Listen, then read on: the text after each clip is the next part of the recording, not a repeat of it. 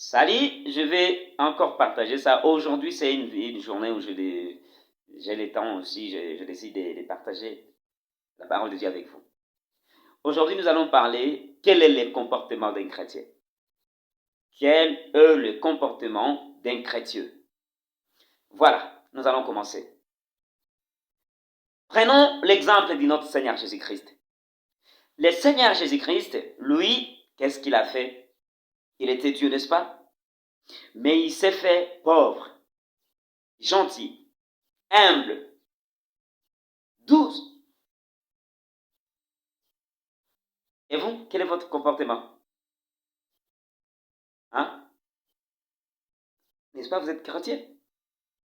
La Bible dit qu'on nous reconnaîtra à travers nos comportements, nos actes que l'on commet souvent et des trucs comme ça.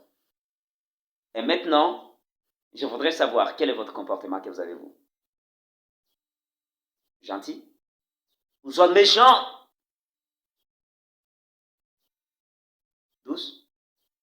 Ou très brutal? Voici le comportement d'un chrétien. Si vous êtes chrétien, d'abord votre bouche n'aura pas parlé trop. Vous aurez beaucoup de temps à réfléchir, à méditer, qu'il est temps de parler. Vous aurez la patience en vous. Vous aurez le temps de tourner votre langue avant même de parler.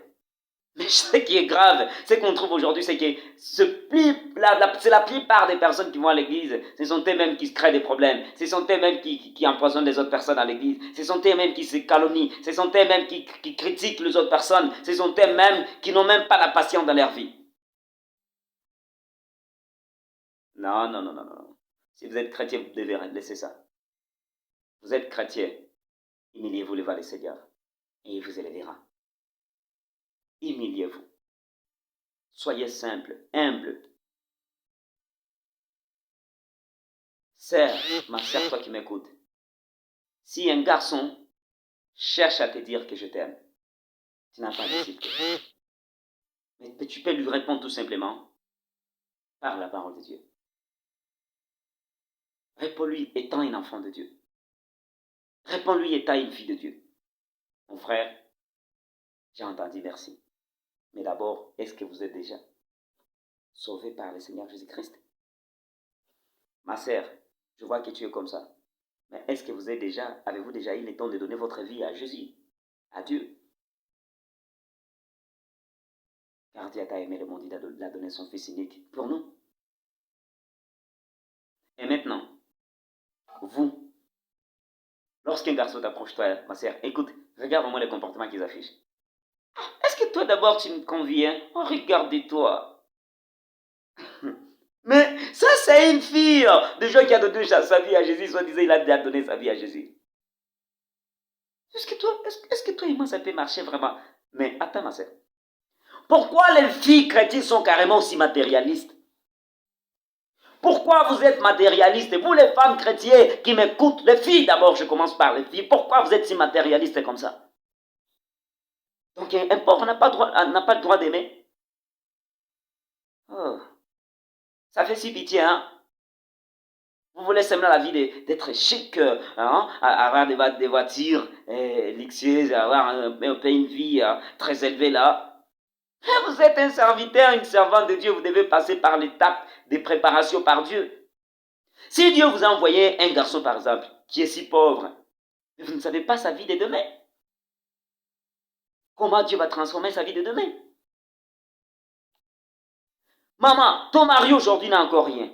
Et toi, tu te permets de dire, est-ce que toi aussi tu es un homme parmi les hommes vraiment? Je suis désolé de dire ça. J'ai entendu ça quelque part. Il y a un maman qui a demandé à son mari, en plein air comme ça, nous tous on était là, est-ce que toi tu peux dire que tu es aussi un homme parmi les hommes? Mais maman, si toi aussi tu poses cette question à ton mari, répands-toi. Ce n'est péché. Cet homme qui est pauvre aujourd'hui, ce n'est pas lui qui a voulu être pauvre. Il y a un temps pour toutes choses. Ou soit si Dieu a fait que toi et cet homme pauvre vous vous croisez, ça veut dire qu'il y a une chose que le Seigneur Dieu cherche à faire dans ta vie. Le problème avec vous les femmes, c'est parce que ce qui vous intéresse trop, c'est la richesse. Je suis désolé de vous dire ça. Je trouve que presque toutes les femmes, elles ont besoin de l'alliance quelconque, d'une alliance quelconque, désolé. Elles ont besoin d'être attachées sur quelque chose, soit promesse, je vais construire une grande maison pour toi, je vais t'acheter des voitures, je vais te faire ma princesse, je vais te faire comme ça. Pourquoi vous aimez trop de promesses comme ça, les chrétiens? Les femmes chrétiennes, les filles et les femmes chrétiennes. Donc, si moi je te promets rien, tu ne vas pas m'aimer? Ok, je vois. Maintenant, venez devant le Seigneur. Lui nous a garanti la vie. Mais malgré tout ça, on ne respecte pas ce qu'il nous a dit. La vie éternelle.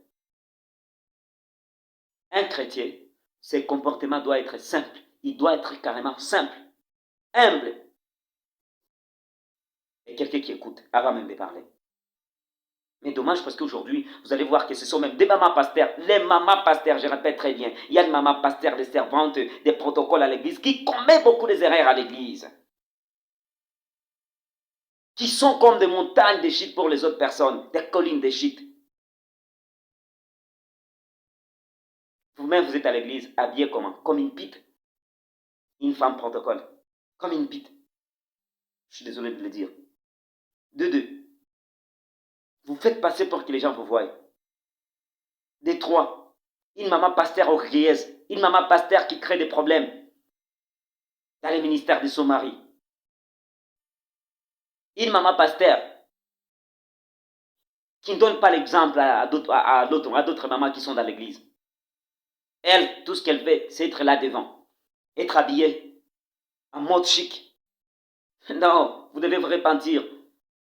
Ton mari là, ira au ciel. Et toi, tu iras aussi là-bas. Malheureusement, vous aimez que vos enfants étudient bien, n'est-ce pas? Malheureusement, vous voulez porter très bien des habits. Vous voulez avoir des voitures. Vous voulez avoir de la richesse, n'est-ce pas? Mais vous devez vous repentir, je vous le dis. Tout celui qui s'appelle chrétien, il doit laisser certains comportements. Et vous maintenant, les frères. Et maintenant, les frères. Vous quittez vos maisons pour aller à l'église, n'est-ce pas? Mais pourquoi vous allez à l'église aussi, vous les frères? Mon frère, toi qui m'écoutes, pourquoi tu vas à l'église? La plupart des frères, désolé, je vais dire, moi je suis clair envers tout le monde. Vous n'allez pas à l'église pour Dieu. Vous allez là-bas pour aller voir vos copines, vos filles que vous avez déjà fixées, les yeux. Ça pourrait être célèbre, moi je ne sais pas. Mais il faudrait mieux rester à la maison et prier le Seigneur Dieu qu'aller faire l'aventure à l'église. Il ne faut jamais aller faire l'aventure à l'église. Je vous défends de faire cela. Craignez le Seigneur Dieu. Humiliez-vous devant le Seigneur Dieu. Et c'est lui qui vous élèvera même. Tu peux écrire ton commentaire comme tu veux. Mais les chrétiens doivent se repentir. Les chrétiens, ils ont perdu leur force des chrétiens. Que Dieu vous bénisse.